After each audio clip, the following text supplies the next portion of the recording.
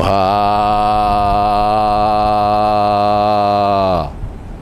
Gatot Kaca ngendi iki? Arep ndak utus tumuju ana ing Istana Merdeka. Nak yen lagi kepiye nasibe wayang Indonesia? Lho, kae sapa? Koyo Jenderal Muldoko. Bapak Jenderal Muldoko, aku kepengin ngudaroso iki dunia perwayangan lagi gonjang ganjing, Bapak. Ya, kalau gitu ikut saya, kita bicara-bicara, ngobrol dulu biar tahu persoalannya apa. Ayo, tak dereake, Bapak. Monggo.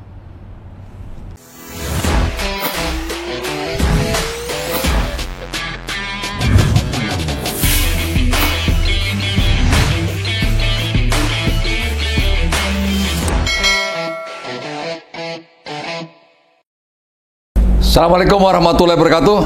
Teman-teman sekalian, kalau minggu yang lalu channel Dr. Muldoko bertemu dengan Uya Kuya, tokoh setting Indonesia. Kali ini saya akan membawa teman-teman sekalian ketemu tokoh legendaris dalam dunia pewayangan. Khususnya anak-anak muda, pasti kalian tidak banyak tahu siapa itu Werkudara. Nah, kali ini saya akan sajikan depan Anda semuanya tentang siapa itu Werkudara dan bagaimana tentang dia. Pada siang lain saya juga ketemu Mas Bimo. Ini dalang sangat mantap, top, dan masih muda, mewakili generasi muda. Nah, mari kita bincang-bincang bagaimana sebenarnya sesungguhnya perkembangan dunia pewayangan saat ini. Nah, ini kita ingin tahu nih. Sampean tadi ketemu aku di di udara tadi ya? Ya, benar, Bapak.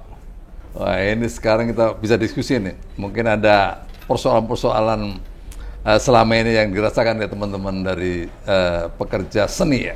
Sekaligus kita nanti bicarakan. Gitu. Ya, Bapak. Oke. Dunia pewayangan, gimana nih?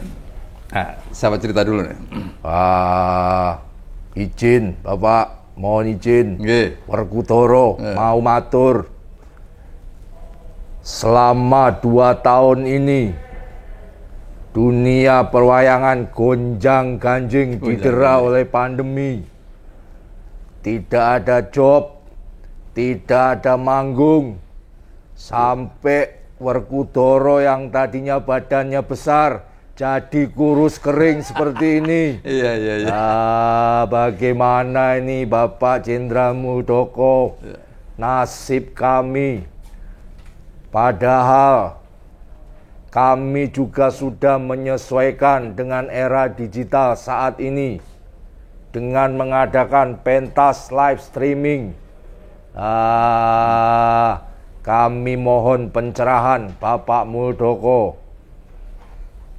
Ya, ini memang pemerintah sangat ikut merasakan kondisi yang dihadapi oleh teman-teman para pekerja seni ya, dan bahkan ini sudah masuk di sidang kabinet ya. Bagaimana pemerintah bisa memberikan seperti jaring pengaman sosial dalam bentuk bantuan sosial waktu itu ya sudah dibicarakan. Memang ini karena pendataannya yang belum begitu bagus ya, sehingga belum bisa berjalan dengan baik ya. Tapi setidaknya pemerintah betul-betul memikirkan tentang itu, bahwa COVID-19 dalam sektor pariwisata dan turunannya lagi adalah bagaimana sektor kebudayaan ini, para pekerja seni betul-betul merasakan langsung kondisi itu ya. Gitu. Terima kasih Bapak, terima kasih sudah dipikirkan nasib kami. Ya. Ini saya badan kurus tapi jenggotnya tetap gemuk. Tapi nanti ntar lagi gemuk lagi karena COVID-19 sudah relatif selesai, ya nanti bisa manggung kembali. Gadot Koco bisa terbang melayang-layang ya. Amin. Terima kasih Bapak. Mas Bima nih, gimana nih dunia pewayangan? Kalau ini wayang orang, ini wayang kulit gimana nih? Kalau saya yang bergelut di wayang kulit khususnya Pak, itu memang benar-benar merasakan ya, nggak cuma kami doang sebenarnya ya Pak. Semua pekerja seni pun dan pekerja-pekerja yang lain pun ikut merasakan. Maka dari itu ketika kegiatan wayang kulit itu vakum, itu kami satu tim, saya dan teman-teman pengrawit itu membuat bagaimana caranya agar wayang kulit itu tidak punah lagi, apalagi generasi milenial sekarang itu kan susah ya Pak untuk mencintai, jangan dulu untuk memiliki lah, merasa mencintai aja itu susah. Maka dari itu saya menggerakkan teman-teman yang muda, yang milenial juga untuk membuat salah satu pentas karya itu yang berjudul ruang ekspresi di era pandemi. Itu saya dan teman-teman Cakrabiwa membuat itu, dan alhamdulillah berlanjut sampai saat ini. Dan yang diharapkan kami itu memang yang diharapkan pun sama. Kita butuh wadah Pak sebenarnya. Butuh wadah untuk berekspresi, latihan untuk pentas dan lain sebagainya, dan berkarya lah Pak intinya. Yang kami butuhkan seperti itu Pak. Ya, tadi saya menerima Bapak Adi ya, kita diskusi ya beberapa hal ya. Yang saya ikut sampaikan tadi juga bahwa dari sisi keberlangsungan budaya yang kita miliki ya, itu harus betul-betul bisa terlindungi dan terjaga gitu. Terlindungi dari klaim orang lain, negara lain dan seterusnya. Berikutnya kita masukkan dalam UNESCO, itu salah satu upaya untuk melindungi ya. Yang kedua adalah menjaga agar tetap keberlangsungan itu, budaya itu dimiliki oleh anak-anak muda kita. Nah, sekarang persoalannya adalah ini hambatan ya. Ada kendala-kendala, hambatan. Menurut sampean gimana itu? Hambatan-hambatan untuk dalam upaya pembinaan wayang ini gimana kira-kira? Tadi kan perlunya sebuah panggung ya. Karena COVID selama 2 tahun ini nggak bisa manggung nih. Nah, sekarang kira-kira bagaimana? Kalau untuk kendala itu kembali lagi ke pengemasan Pak. Karena ketika COVID ini kan yang adanya PPKM itu dibatasi jamnya sampai jam 9, 10. Nah itu kami juga mengantisipasi itu dengan cara membuat pagelaran pengemasannya sampai jam 12 atau jam 1 Pak. Yang biasanya dari jam 9 sampai jam 4 pagi itu kita buat sampai jam 12 atau jam 1. Dan tantangannya sendiri itu memang terlihatnya lebih singkat, waktu pentasnya itu lebih singkat, tapi malah lebih rumit, lebih sulit itu karena meringkas cerita. Iya. Yang tadinya kan di luar pakem ya, pakemnya biasa sekian jam. Iya, kan kalau pakem yang dulu itu kan sampai pagi, bahkan ada yang lebih dari jam subuh itu masih ada pentas lah. Ini tantangannya itu ya kita gimana caranya dari yang tadinya 7 jam itu jadi 3 atau 4 jam. Itu tantangan bagi dalang kan? Ya, bagi dalang. Tapi sekarang bagaimana tantangan mentransformasi ke anak-anak muda gimana kira-kira? Kalau untuk ke anak muda mungkin lebih ke pengemasannya, visualnya Pak. Visualnya. Okay. Yang dulunya dibilang nonton wayang ngantukin dan lain sebagainya. Lebih ke visualisasinya yang seperti layarnya double screen atau dibikin 2 dalang gitu, atau bahasa Indonesia mungkin Pak. Iya itu ya, karena bahasa Jawa halus gitu sulit juga kan anak-anak kita sekarang. Iya. Gitu. Nah, ini Nah, contohnya biar Mas. nah ini yang dicengi ya. ini maaf Pak, ini bahasanya Banyumas Pak. Oh, iya. Lah kowe nusul Neng. Yang nek melu ora dikira rombongan. Kayak Pak Muldoko yang njaluk palilah badhe matur Pak. Pengemasane kita tambahin ngene dalange kayak pengemasane Pak. Pengemasan wayang kulit pada zaman saiki Pak. Wis pirang-pirang Pak nganggo bahasa Indonesia. Nganggo kelire loro, kelire telu, kelir dawa 20 meter lebih kena Pak. Jaluk 15 menit wis dadi Pak. Kok kayak jemput bola ngono to. Lah, mbok menawane Pak Muldoko garap wayangan nyong. Ngapunten saru Pak niki garenge Pak. Lancang. jadi ya apa ya Pak? Pengemasannya itu enggak harus yang semalam suntuk dan Iya. membuat ngantuk. Betul. Jadi yang dibilang kalau di akademik itu ada yang dinamakan pakliran padat, pakliran ringkas. Itu 1 jam Satu atau jam. 2 jam. Itu sudah satu lakon. Jadi walaupun waktunya singkat itu simpul, sangat simpul. Tapi masuk ke dunia digitalisasi sesuai dengan selera anak muda, tentu dia iya. juga tidak banyak waktu. Kan mungkin bagaimana itu bisa menjadi 5 menit, 10 menit, Iya. jadi sebuah ya mungkin penggalan-penggalan cerita gitu ya. Iya, dan juga kan sekarang ada apa ya, streaming, Ah. dimudahkan dengan streaming. Gitu, Jadi iya, umpama kita nih, saya pribadi kalau nonton wayang kalau jauh aja kadang aras-arasen gitu loh Pak. Iya. Aras-arasen streaming baik, umpamanya nonton. Dan- Sekarang melalui handphone sudah bisa iya, Bapak. bisa, ya. tiduran sambil Sambil pegang handphone juga tidur. bisa, Pak. Sambil. Tapi ada alasan lagi Bapak. Iya. Nggak punya kuota. Wah, sama saja. Iya. Jadi kita bingung harus bagaimana. Gareng. Ini Kota ya tuku lah. Njaluk Pak Muldoko apa saru temen rika. Kowe ket mau dremis jaluk terus. Gareng. Non, Mengko yen ditanggap karo Bapak Jenderal Muldoko, aja lali karo Werkudara ya ya. beres dadi kapan 17-an ngesuk ya kena mbok. Yo.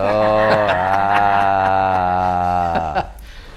Ini bentuk inovasi ya. Bagaimana menggabungkan antara wayang kulit dengan wayang orang? Ternyata matching ya, bisa ketemu ya. Bisa, Pak. Bisa, Wah, Bapak. ini sebuah inovasi yang perlu kita kembangkan nih. Saya pikir ini Mas, perlu ngajak-ngajak ini ahli konten, ahli media ya, ahli komunikasi publik, bagaimana ini sebenarnya versi-versi baru yang inovatif dikembangkan agar itu pertunjukan itu tadi ya singkat, padat, bermanfaat, Ya. baik itu dari sisi entertainnya maupun dari sisi value-nya. Nah, itu gimana kira-kira? Kalau itu di digitalisasi streaming itu jelas Pak. Satu. Yang Tapi kedua, masih lama ya streamingnya? kalau Berapa? streaming pun ya mengikuti ini Pak, mengikuti jam tayang wayang Jam kulitnya. tayang. Kalau yang ada lagi itu dibuat kemasan seperti wayang multimedia. Jadi kita nggak pakai yang namanya apa ya, yang namanya kelir utuh dengan simpingan wayang panjang itu enggak. Hanya layar satu besar. Itu dalangnya di belakang 8 Pak. Oh. Dalangnya 8 lari-lari itu nggak duduk. Iya. Kami lari-lari di belakang dan layarnya itu pakai proyektor untuk Iya. tampilannya. Itu yang mungkin ya pengemasan untuk anak muda zaman sekarang dan bahasanya bahasa Indonesia. Musik juga nggak pure gamelan, itu dengan musik modern saat ini Iya. digabungkan jadi satu. Untuk Di tengah-tengah lingkungan global di mana kita cukup sulit ya membatasi atau apalagi memasang barier ya, itu kayaknya nggak begitu mudah ya di tengah-tengah gempuran budaya asing. Ya. itu Pak. Dunia begitu sulit Betul, Bapak. batasannya. Kira-kira Anda masih optimis? Optimis, Bapak. Optimis ya? Masih. Optimis. Wayang itu masih bisa bertahan ya? Masih bisa, Iya, Bapak. Itu baru top. Kebetulan memang Nah. kami pelaku seni yang relatif masih muda, memang dari kecil sangat mencintai kebudayaan wayang orang. Kami menganggap ini adalah kebudayaan yang adiluhung. Adiluhung yang tidak dimiliki oleh bangsa lain. Iya, iya, iya. Itu jadi kami bertanggung jawab Iya. untuk terus melestarikan wayang orang. Seperti tadi yang Bapak sampaikan, kami harus juga mengajak kaula muda yang ahli dalam digital, ahli dalam komunikasi publik, itu sudah Bapak, Oh, udah ya? sudah kami lakukan dan alhamdulillah berjalan sampai saat ini. Kita live streaming dengan anak-anak era sekarang yang Ya, ahli ya, dalam bidangnya. Oke. Itu Bapak, jadi yang tadi disampaikan Pak Gareng, Pak Bimo itu bahwa kemasan itu memang harus dipadatkan Bapak, harus dipersingkat, singkat, padat dan mudah dimengerti. Oke. Jadi kalau di wayang orang mungkin lebih banyak kita mengemas dalam koreografi, gerak, tari, gitu.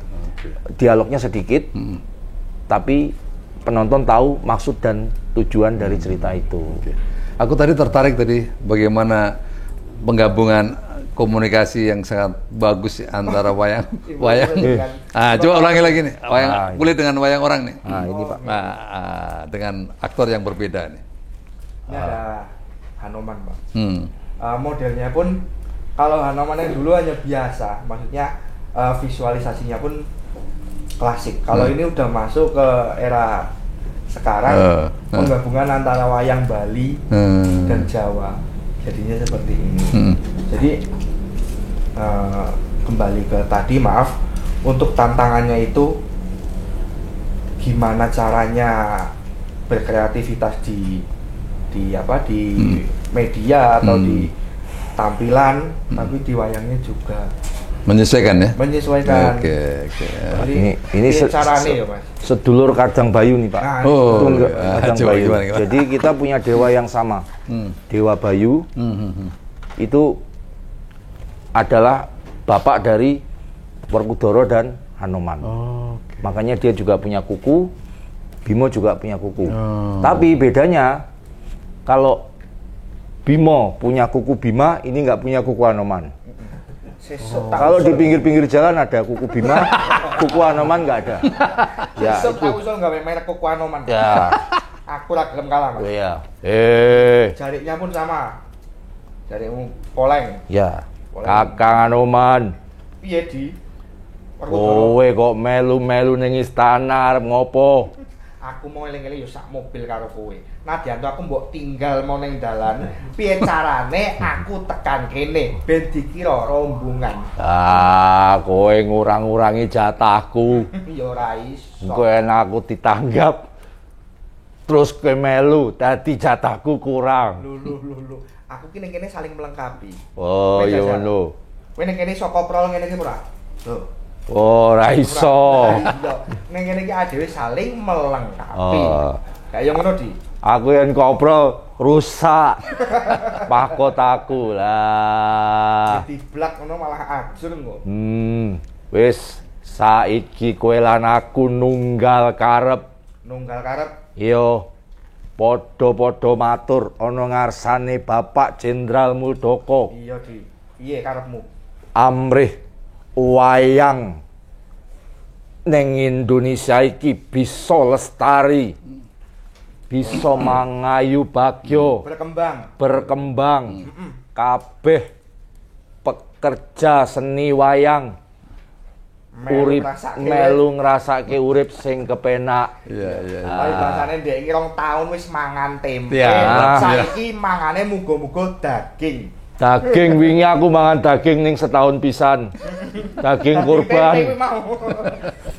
Daging kurban ngenteni jatah. Oke, Oke, Bapak. terima kasih. Mas, apa kira-kira yang diinginkan dari para, anggaplah, sampean mewakili teman-teman semuanya, peran pemerintah kayak apa yang diinginkan? Nah, ini Bapak. Tanggal 7 November, Bapak Presiden Jokowi sudah telah menandatangani Hari Wayang Nasional. Hari Wayang Nasional. Nggih, yang ditetapkan langsung oleh Bapak Presiden Joko Widodo dan ditandatangani langsung oleh beliau. Harapan kami Bapak Presiden Joko Widodo kerso menerima penghargaan dari kami untuk menjadi Bapak Wayang Indonesia. Wah, ya, luar biasa. Nggih. Ya, tadi juga salah satu yang dibicarakan dalam pertemuan dengan Bupati, nanti teman-teman membuat surat, terus kita sampaikan memo kepada Pak Presiden dan kita nanti sampaikan usulan teman-teman sekalian. Siap. Kita mesti apresiasi ya bahwa Presiden telah memperjuangkan Hari Wayang Nasional dia. Nggih, Bapak. Ya, oke. Terima kasih untuk Bapak Joko Widodo. Iya, Pak Presiden. Yang lain mungkin ada lagi dalam konteks pembinaan mungkin ke depan. Kalau dari saya, selain itu tadi, Bapak Jokowi kan kalau ikut berperan serta di dalam Hari Wayang besok itu, mungkin kedepannya anak-anak muda itu bisa mulai merespon adanya kesenian wayang dan mencintai wayang itu sendiri kan Pak. Karena kalau kata anak muda zaman sekarang ini, mencintai itu kata sifat, tapi cinta itu bukan kata benda, kata hati Pak. Iya. Dalam kali. Maka dari itu Dalam. kalau sebelum kita bergelut di wayang, kita suka dulu, kita cinta dulu kepada wayang. Oh, ternyata wayang ini, wayang ini asik, wayang ini nggak ngantukin dan lain sebagainya. Itu udah asik Pak, bergelut di dalam situ. Mantap. Gitu, Pak. Oke, teman-teman sekalian, kita sungguh bangga dan harus bangga menjadi bangsa Indonesia karena kita sungguh kaya di bidang seni dan budaya. Kalau kita eksplorasi, sungguh akan menghasilkan nilai satu, bisa nilai ekonominya luar biasa ya. Nggih. Yang kedua, nilai luhur itu selalu kita lekatkan di jiwa masyarakat Indonesia. Ah, itu sungguh sangat penting karena berkaitan dengan pembangunan karakter nasional, karakter building melalui kesenian, melalui budaya dan khususnya melalui wayang kan begitu ya. Nggih. Gitu, Pak. Oke, terima kasih banyak pada pertemuan kali ini dan peran-peran Anda sangat dibutuhkan oleh negara, oleh masyarakat untuk tadi itu melindungi dan menjaga. Gitu. Oke. Itu pun Bapak. Terima kasih banyak. Nggih, Bapak. Ya. Sama-sama. Ya. Demikian teman-teman sekalian pertemuan saya dengan para tokoh dan kita ketemu di episode berikutnya di channel Dr. Muldoko. Assalamualaikum warahmatullahi wabarakatuh.